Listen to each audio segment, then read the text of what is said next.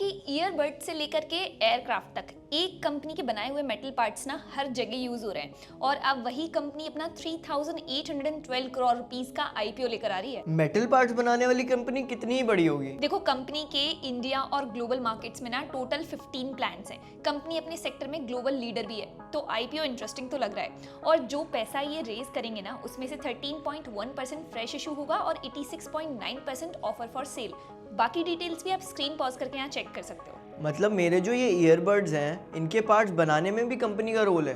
बिल्कुल। देखो, दिखने में ना ये बिल्कुल सिंपल से दिखते हैं, लेकिन इनके अंदर ही मेटल कंपोनेंट्स होते हैं जिन्हें एग्जैक्ट प्रिसीजन के साथ बनाना पड़ता है। ये काम सुनने में इजी लग सकता है, बट एक्चुअली काफी कॉम्प्लेक्स है। बस यही काम करती है इंडो MIM कंपनी। 9,000 से ज्यादा कस्टमाइज्ड मेटल कंपोनेंट्स बनाती है जो cars, smartphones, smart watches, hearing aids, surgical instruments, aircraft और डिफेंस इक्विपमेंट में भी यूज होते हैं। और कंपनी का स्केल काफी बड़ा है। 2025 में ग्लोबल MIM मार्केट में इसका 6.8% शेयर था और 15 मैन्युफैक्चरिंग प्लांट्स हैं इनके। अब देखो, कंपनी का 77.2% रेवेन्यू जो है वो एक्सपोर्ट से आता है और ये 55 कंट्रीज में एक्सपोर्ट करती है। और यहाँ एक इंटरेस्टिंग पॉइंट है, कस्टमर्स के लिए सप्लायर जो चेंज करना है ना, वो इतना ईजी नहीं है। नए सप्लायर को स्ट्रिक्ट क्वालिटी चेक से गुजरना पड़ता है और प्रोसेस 2 से 3 साल तक ले सकती है। इसलिए कह सकते हैं कि ये जो कंपनी है ना, वो इतनी ईजिली रिप्लेसेबल नहीं है।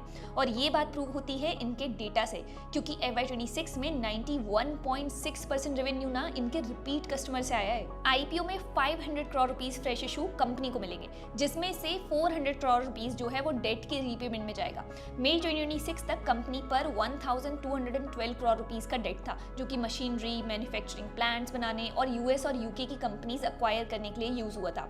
तो आईपीओ के बाद डेट का बर्डन भी नियरली 33% कम हो सकता है। लेकिन अब रिस्क भी समझ लीजिए, क्योंकि टॉप 10 कस्टमर से कंपनी के 38.4% रेवेन्यू आता है, 77.2% रेवेन्यू एक्सपोर्ट से आता है और 60.95% रॉ मटेरियल परचेज इंपोर्ट से होती है।